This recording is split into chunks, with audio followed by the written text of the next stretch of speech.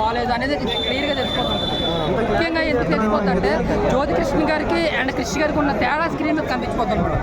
ఎందుకంటే క్రిష్ గారు డీల్ చేయని విధానం ఫస్ట్ హాఫ్ వరకు ఓకే బాగానే ఉంటుంది, బట్ సెకండ్ హాఫ్ ఏంటి మరి జనాలకి ఇదే ఫస్ట్ హాఫ్ క్రిష్ గారు తీశారు, సెకండ్ హాఫ్ అదే జ్యోతికృష్ణ గారు తీశారు ఎలా తెలిసింది అంటే ఎలా తెలుస్తుంది అంటే మేకింగ్ విధంగా తెలిసిపోతుంది. ఒక అనుభవం ఉన్న హీరో డైరెక్టర్ కింద ఒక కొత్త డైరెక్టర్కి చాలా తేడా ఉంటుంది. ఎందుకంటే ఒక స్టార్ హీరో డైరెక్ట్ చేయడం ఒకలా చేస్తాడు. ఎందుకంటే మనం చాలా సినిమాలు చూస్తాం కాబట్టి మనకు తెలుస్తుంది. సో ఓవరాల్గా మా వరకు చూసుకుంటే అంటే మీకు తెలుసు కదా, ఎవరి సినిమా అయినా మేము హీరో కోసం మాట్లాడడం, కేవలం ఒక సినిమా కోసం, ఒక డైరెక్టర్ హీరో ప్రొడ్యూసర్ కోసం మాట్లాడతాం. సో ఓవరాల్గా చూసుకుంటే ఒక యావరేజ్ మూవీ ఎందుకంటున్నానంటే ఇంకొకటి బోలా శంకర్ హరిహర విరామంలో గేమ్ చేంజర్ మెగాకు డౌన్ ఫాల్ స్టార్ట్ అయింది అంటున్నారు, ఏం చెప్తారు మీరు? అంటే అన్న ఒక సంవత్సరం ఒక ఎందుకంటే 4-5 సంవత్సరాలు చక్కని ఫ్యామిలీ బాగాలేదు, బట్ ఈ ఇయర్ టోటల్గా ఆయన ఆ ఇమేజ్ నడుస్తుంది అన్నమాట. సో అలాగనే ఏం కాదు, ఈ సినిమా కోసం మాట్లాడుకుంటే ముఖ్యంగా మైనస్ ఎక్కడ ఉందంటే జ్యోతికృష్ణ గారిని తీసుకోవడం, ఆ డైరెక్షన్ క్వాలిటీకి ఈజీగా తెలిసిపోతుంది. ముఖ్యంగా మళ్ళీ ఇంకోటి ఏంటంటే క్లైమాక్స్ బాగాలేదు. క్లైమాక్స్ అనేది అంటే అసలు ఏవో ఎక్స్పెక్ట్ చేస్తారో ఎక్స్పెక్ట్ అయిన విధంగా లేదు అక్కడ. అది చాలా సిల్లీగా తీశారు. 2-3 చోట్ల అయితే డూప్ బొమ్మ కనిపించిపోతుంది. అంటే మరి అంత వీక్ విజువల్స్ సినిమా కొంచెం అటు ఇటుగా ఉన్న కీరవాణి గారు వెన్నముక్కలా నిలబడ్డారు. నిజంగా చెప్తున్నారు, భుజాల మీద వేసుకున్నారు సినిమా. ఆయన మొత్తం కూడా ఈ భుజాల మీద వేసుకున్నారు. ముఖ్యంగా ఇంకోరి కోసం మాట్లాడుకునేది ఏంటంటే పవర్ స్టార్ కోసం. అంటే ప్రతి సినిమా ఆయన ఇమేజ్ దృష్టిలో పెట్టుకుని తీస్తారు, బట్ ఈ సినిమాకి మాత్రం కథకు లొంగిపోయాడనే చెప్పాలైనా. ఆయన మాస్టర్ ఫైట్స్ కానీ ఆయన కష్టపడ్డ విధానం కానీ నిజంగా చాలా బాగుంది. చాలా యాక్టివ్గా చాలా అగ్రెసివ్గా నిజంగా దుమ్ము దులిపేయడనే. 5 ఏళ్ళు వెయిట్ చేసినందుకు కళ్యాణ్ ఫ్యాన్స్ కన్నా ఫలితం కళ్యాణ్ ఫ్యాన్స్కి అయితే కళ్యాణ్ ఫ్యాన్స్ వరకు చూసుకుంటే ఐపీఎస్ అనుకొచ్చాను, బట్ సినిమా పరంగా అదర్ ఫ్యాన్స్కి అయితే ఒక యావరేజ్ మూవీ అనే చెప్పుకోవచ్చు. న్యూట్రల్గా వర్క్ అవుతుంది. టోటల్గా ఎందుకంటే క్రిష్ గారు డీల్ చేసి ఇంకా ముఖ్యంగా సెకండ్ పార్ట్ ఉంది కాబట్టి కొత్త తిరగకపోతే ఏదో చేసి క్రిష్ గారిని తీసుకొస్తే నిజంగా నిలబెట్టేస్తారు. ఆయన ఈ సినిమాని ఎలాగైనా సరే నిలబెట్టేస్తారు. బట్ పవర్ స్టార్ గారు ఇమేజ్ ద్వారా కలెక్షన్ అయితే రావచ్చు, కానీ సినిమా పరంగా అయితే ఒక యావరేజ్ ఏదైనా ఉంటే పార్ట్ 2లో చేస్తాడేమో. లాస్ట్ లో కూడా క్లైమాక్స్ లో కూడా సునామీలో కొట్టుకోబోతుంటే పవర్ స్టార్ గారే చెయ్యిచ్చారు, ఎంతో మందికి చెయ్యిచ్చారు పవర్ స్టార్ గారు.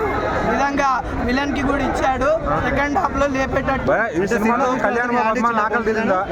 ఆకలి కాదు, ఒక్క రోజులో మొత్తం అన్ని ఆకళ్ళు, ప్రతి ఒక్క ఐటము నిధి అగర్వాల్ అందరికి కావాలి కానీ దొరకదు. మరి 5 ఏళ్ళు వెయిట్ చేసినందుకు ఫలితం దక్కిందా?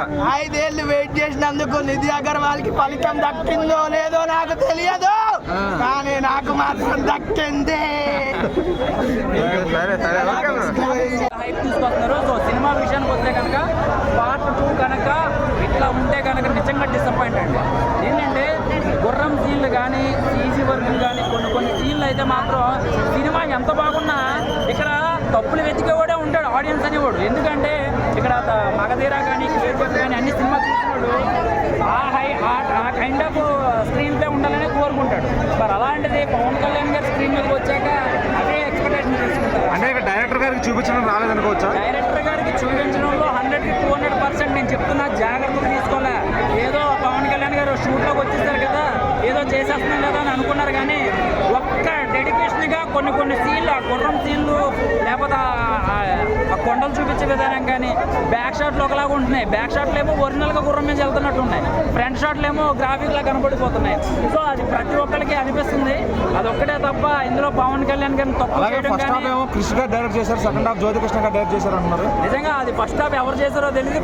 ఫస్ట్ హాఫ్ అసలు డైరెక్షన్ ఎంతవరకు చేశారో కూడా తెలియదు. ఆయన పునాది వేశారు క్రిష్ గారు.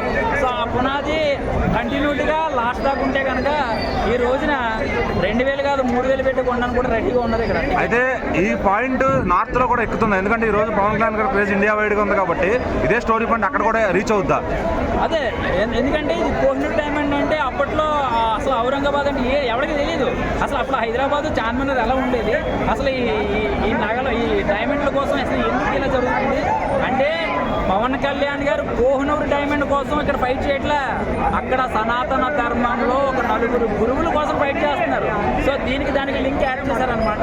సో ఇక్కడ స్టోరీ కోహినూర్ డైమండ్ అని అందరికీ తెలుసు, అది ఏమైనా నేను చెప్పేది కాదు. కానీ సో పవన్ కళ్యాణ్ గారిని ఎలా చూడాలి అంటే ఆయన నుంచి చాలా రోజుల తర్వాత ఫైట్ సినిమా వచ్చింది. సో అది దానికి తగ్గ సాటిస్ఫాక్షన్ ఉందా స్క్రీన్ పైన? అంటే పవన్ కళ్యాణ్ గారిని చాలా సంవత్సరాల తర్వాత ఒక కొత్త కైండ్ ఆఫ్ లో ఇలాంటి సినిమా చేయడం ఎప్పుడు లేదు. అంత మాస్ యాక్షన్ పోలీసులు కదా. సో గబ్బర్ సింగ్ అయినా చూసాక ఒక కొత్తగా ఉందన్నమాట. యుద్ధ సన్నివేశాలు కానీ, ఆయన ఫైట్లు, ఆయన డైలాగ్ వెర్షన్, ఆయన ఎలివేషన్ షాట్లు చాలా రోజుల తర్వాత బిగ్ స్క్రీన్ మీద గోల్డ్ స్క్రీన్ మీద చూసుకుంటే కడుపు నిండిపోయింది అనమాట. సో పార్ట్ 2 మాత్రం జాగ్రత్త తీసుకుంటే బాగుంటుందని నేను అనుకుంటున్నాను. ఎవరి కాదు రెండు కాదు ఎన్ని చెప్పాలి ఆ మార్షల్ ఆర్ట్స్ ఆ ఫైటింగ్ సీన్ దానికో చూడతారు. నేను కొట్టి నాది అసలు ఆ లుక్లో మాత్రం మన power star Pawan Kalyan first half కూడా సెకండ్ హాఫ్ ఇంకా చాలా బాగుంది. నేను సినిమాకి బ్యాక్గ్రౌండ్ మ్యూజిక్ అన్న బ్యాక్గ్రౌండ్ మ్యూజిక్ మాత్రం చెప్పేసింది భయ్యా. నాకు నచ్చింది ఏంటంటే మెయిన్గా మన పవన్ కళ్యాణ్ ప్రతి సీన్ మాత్రం చాలా బాగుంది. మెయిన్గా ప్రతి ఒక్క